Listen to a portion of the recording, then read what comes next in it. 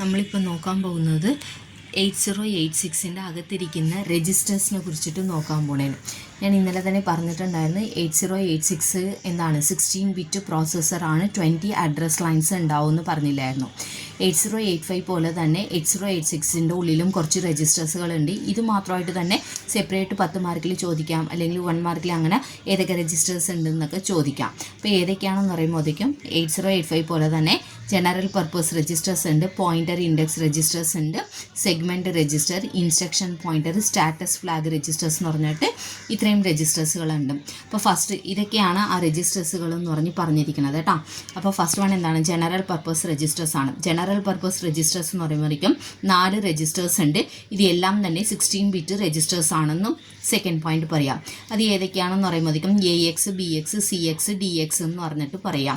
ഇനി ഈ രജിസ്റ്റേഴ്സുകൾ 8 bit രജിസ്റ്റേഴ്സുകളായിട്ടും use ചെയ്യാൻ പറ്റും. അതെങ്ങനെയാണെന്ന് പറഞ്ഞാൽ AX രജിസ്റ്ററും AHAL, BXന് BHBL, CXന് CHCL, DXന് DHDL എന്ന് പറഞ്ഞിട്ട് അങ്ങനെ 8 ബിറ്റ് ഓർഡർ ബസ് രജിസ്റ്റേഴ്സായിട്ട് നമുക്ക് യൂസ് ചെയ്യാനൊക്കെ പറ്റും. അതായത് ഇപ്പം നമ്മൾ 8 ബിറ്റ് അഡീഷൻസ് ഒക്കെ ചെയ്യണം എന്നുണ്ടെങ്കിൽ ഇങ്ങനെ സിംഗിളായിട്ട് എന്താണ് AX എന്ന് പറഞ്ഞ രജിസ്റ്റർ തന്നെ രണ്ടായിട്ട് യൂസ് ചെയ്യുന്നത് കൊണ്ട് ALO AHO നമുക്ക് 8 ബിറ്റുകൾ ആഡ് ചെയ്യാൻ, സബ്ട്രാക്ഷൻ ചെയ്യാൻ വേണ്ടിയിട്ട് യൂസ് ചെയ്യാം. ഇത് 16 ബിറ്റ് അഡീഷൻസ് ഒക്കെ ചെയ്യുമ്പോഴേക്കും നമ്മൾ AX ആയിട്ട് യൂസ് ചെയ്യണം എന്നാണ് ഉദ്ദേശിക്കുന്നത് കേട്ടോ. അടുത്തത് എന്താണ്? അതാണ് ഈ ഫസ്റ്റ് കാണുന്ന 4 തന്നിരിക്കുന്നത്. A register accumulator, B register base register എന്ന് പറയും, C രജിസ്റ്റർ കൗണ്ടർ രജിസ്റ്റർ എന്ന് പറയും, DX രജിസ്റ്റർ വന്നിട്ട് ഡേറ്റ രജിസ്റ്റർ എന്ന് പൊതുവെ പറയാറുണ്ട്. അടുത്തത് എന്താണ്? പോയിൻ്റർ ആൻഡ് ഇൻഡെക്സ് രജിസ്റ്ററാണ്. അപ്പോൾ പോയിൻ്റർ ആൻഡ് ഇൻഡെക്സ് രജിസ്റ്റർ വന്നിട്ട് നോക്കാം. പോയിൻ്റർ ആൻഡ് ഇൻഡെക്സ് രജിസ്റ്റേഴ്സ് വന്നിട്ട് ഏതൊക്കെയാണെന്ന് പറയുമ്പോഴത്തേക്കും സ്റ്റാക്ക് പോയിൻ്റർ ഉണ്ട്, base pointer, source index, destination index. ഇതും തന്നെ എന്താണ് 16 ബിറ്റ് രജിസ്റ്റേഴ്സുകളായിട്ടാണ് വരുന്നത്. 2 പോയിൻ്റർ രജിസ്റ്റേഴ്സ് ഉണ്ടെന്ന് പറയാം, സ്റ്റാക്കും ബേസ് പോയിൻ്ററും. 2 ഇൻഡെക്സ് രജിസ്റ്റർ ഉണ്ടെന്ന് പറയാം, സോഴ്സ് ഇൻഡെക്സ് രജിസ്റ്ററും ഡെസ്റ്റിനേഷൻ ഇൻഡെക്സ് രജിസ്റ്ററും എന്നും കൂടി പറയാം. അടുത്തത് സെഗ്മെൻറ്റ് രജിസ്റ്റേഴ്സ് വന്നിട്ട് 4 ഉണ്ട്. Code segment, data segment, stack segment, extra segment എന്നും പറയാം. ഇതും തന്നെ എന്താണ് 4 തന്നെ 16 ബിറ്റ് രജിസ്റ്റേഴ്സ് ആണ്. കോഡ് സെഗ്മെൻറ്റ്സ് രജിസ്റ്റർ എന്തിനു വേണ്ടിയിട്ടാണെന്ന് പറഞ്ഞു കഴിഞ്ഞാൽ ഒരു ഇൻസ്ട്രക്ഷൻക്ക് ആവശ്യമായിട്ടുള്ള പ്രോഗ്രാമിൻ്റെ കോഡുകൾ വന്നിട്ട് ഹോൾഡ് ചെയ്യാൻ വേണ്ടിയിട്ടാണ് code segment register. Data segment register എന്തിനാണെന്ന് പറഞ്ഞു കഴിഞ്ഞാൽ നമ്മൾ പ്രോസസ്സർ വന്നിട്ട് അതിൻ്റെതായിട്ടുള്ള ഡേറ്റാസുകൾ സ്റ്റോർ ചെയ്യാൻ വേണ്ടിയിട്ടുള്ളതാണ് ഡേറ്റ സെഗ്മെൻറ്റ്. സ്റ്റാക്ക് വന്നിട്ട് നമ്മൾ ഇൻറ്ററപ്റ്റ് സിഗ്നൽസ് ഒക്കെ വരുമ്പോഴത്തേക്കും മെയിൻ പ്രോഗ്രാമിൻ്റെ മെമ്മറിയെ സ്റ്റോർ ചെയ്യാൻ വേണ്ടിയിട്ടുള്ളതാണ് സ്റ്റാക്ക് സെഗ്മെൻറ്റ്.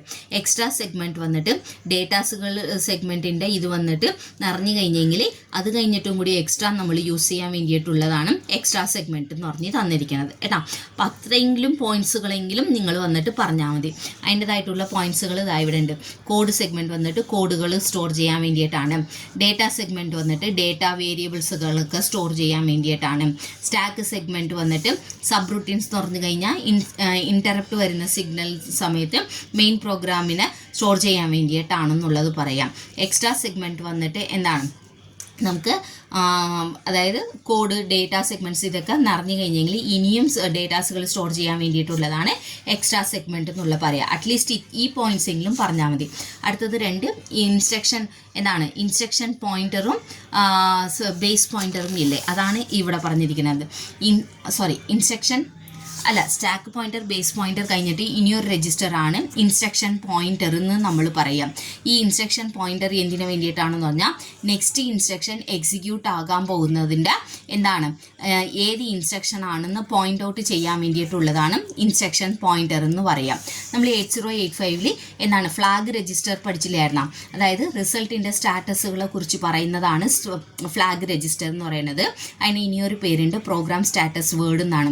8085 വന്നിട്ട് എന്താണ് 8 ബിറ്റുള്ള ഫ്ലാഗ് രജിസ്റ്റേഴ്സുകൾ ഉണ്ടായിരുന്നു. 8 ബിറ്റുകൾ അതിൽ 5 നമ്മൾ യൂസ് ചെയ്തിട്ടുണ്ടായിരുന്നു. Carry flag, auxiliary carry flag. അടുത്തത് എന്താണ്? ആക്സിലറി ക്യാരി ഫ്ലാഗ് കഴിഞ്ഞിട്ട് പാരിറ്റി ഫ്ലാഗ്, പിന്നെ സൈൻ ഫ്ലാഗ്, പിന്നെ സീറോ ഫ്ലാഗ്. ഇത്രയും ഇത് വന്നിട്ട് എന്താണ് 8085 വന്നിട്ട് യൂസ് ചെയ്തിട്ടുണ്ടായിരുന്നു ഫ്ലാഗ് രജിസ്റ്റേഴ്സുകൾ. ഇത് 8 ബിറ്റ് ഫ്ലാഗ് രജിസ്റ്റർ ആയിരുന്നു. അതിൽ 5 ബിറ്റുകൾ മാത്രം യൂസ് ചെയ്യും. 3 വന്നിട്ട് അൺഡിഫൈൻഡ് ആയിരുന്നു അല്ലേ. അതേപോലെ തന്നെ ഒരു എക്സ്പ്ലനേഷനും ഇവിടെ കൊടുക്കണം. 8086 ഇതേപോലെ തന്നെ ഫ്ലാഗ് രജിസ്റ്റർ ഉണ്ട്. 16 ബിറ്റ് രജിസ്റ്റർ ആണ്. ഇതെന്താണ് ഇനിയൊരു പേരായിട്ട് പ്രോഗ്രാം സ്റ്റാറ്റസ് വേർഡ് എന്ന് നമ്മൾ പറയും. 8085 നമ്മൾ 5 ബിറ്റുകളല്ലേ ഫ്ലാഗുകൾക്ക് വേണ്ടിയിട്ട് യൂസ് ചെയ്തത്. 3 അൺഡിഫൈൻഡ് ആയിരുന്നു. അതേപോലെ തന്നെ ഇവിടെയും അതേപോലെ തന്നെ ഉണ്ട്. 5 എന്താണ് ഇതിൽ 9 സ്റ്റാറ്റസ് ഫ്ലാഗുകൾ നമ്മൾ യൂസ് ചെയ്യുന്നുണ്ട്. 7 ബിറ്റുകൾ വന്നിട്ട് എന്തിനു വേണ്ടിയിട്ടാണ് 7 ബിറ്റ് യൂസ് ചെയ്യുന്നില്ല. അതിൽ 9 വന്നിട്ട് എന്താണ് 6 ഫ്ലാഗുകൾ വന്നിട്ട് കണ്ടീഷൻ ഫ്ലാഗുകളായിട്ടും 3 വന്നിട്ട് കൺട്രോൾ ഫ്ലാഗുകളായിട്ടും യൂസ് ചെയ്യും. അതിൽ 6 ഏതൊക്കെയാണെന്ന് പറയുമ്പോഴേക്കും നമ്മൾ 8085 പറഞ്ഞതുപോലെ തന്നെ ക്യാരി ഫ്ലാഗ്, ആക്സിലറി ഫ്ലാഗ്, അതായത് carry flag, parity flag, auxiliary carry flag, zero flag, sign flag, overflow flag, ഇതെല്ലാം ഈ 5 ഓൾറെഡി നമ്മൾ 8085 പഠിച്ചതുപോലെ തന്നെ ഇത് കൂടാണ്ട് ഒരെണ്ണം കൂടി ഉണ്ട് ഓവർഫ്ലോ ഫ്ലാഗ്. ഇതും കൂടി ചേർത്തിട്ടാണ് കണ്ടീഷൻ ഫ്ലാഗായിട്ട് 6 ഉള്ളത്. ഇനി 3 ഏതൊക്കെയാണെന്ന് പറയുമ്പോഴത്തേക്കും direction flag, interrupt enable flag, trap flag. ഇതെല്ലാം വന്നിട്ട് ഡയറക്ഷൻ ഫ്ലാഗ് എന്തിനു വേണ്ടിയിട്ടാണെന്ന് പറഞ്ഞാൽ ഡേറ്റാവിൻ്റെ ഡയറക്ഷൻസ് വന്നിട്ട് എങ്ങോട്ടാണെന്നുള്ളത് പ്രോസസ്സറിൽ നിന്ന് മെമ്മറിയിലോട്ടാണോ മെമ്മറിയിൽ നിന്ന് പ്രോസസ്സറിലോട്ടാണോ എന്നുള്ള ഡയറക്ഷനെ കുറിച്ചിട്ട് പറയുന്നതാണ് direction flag. Interrupt enable flag വന്നിട്ട് നമ്മൾ ഇൻ്ററപ്റ്റ് റിലേറ്റഡ് ആയിട്ടുള്ള ഇൻസ്ട്രക്ഷൻസുകൾ യൂസ് ചെയ്യുന്ന സമയത്ത് വരുന്നതാണ്. അതുപോലെ തന്നെയാണ് ട്രാപ്പ് ഫ്ലാഗ് എന്ന് പറഞ്ഞത്. ഇതും ഒരു സെപ്പറേറ്റ് എന്താണ് 8086 ഫ്ലാഗ് രജിസ്റ്റർ മാത്രമായിട്ട് ചോദിക്കും. ഇതിൻ്റെ എക്സ്പ്ലനേഷനാണ് താഴെ തന്നിരിക്കുന്നത് കേട്ടോ. അപ്പോൾ ഇതൊന്നും പഠിച്ചെടുത്തോളണം.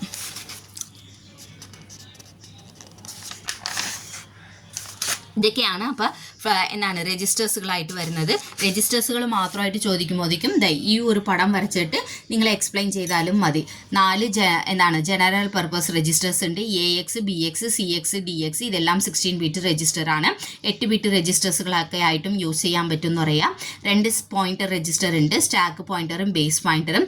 2 ഇൻഡെക്സ് രജിസ്റ്റർ ഉണ്ട്, സോഴ്സ് ഇൻഡെക്സും ഡെസ്റ്റിനേഷൻ ഇൻഡെക്സ് രജിസ്റ്റേഴ്സും എന്ന് പറഞ്ഞിട്ടുണ്ട്. ഇതെല്ലാം തന്നെ 16 ബിറ്റ് രജിസ്റ്റേഴ്സ് ആണ് കേട്ടോ.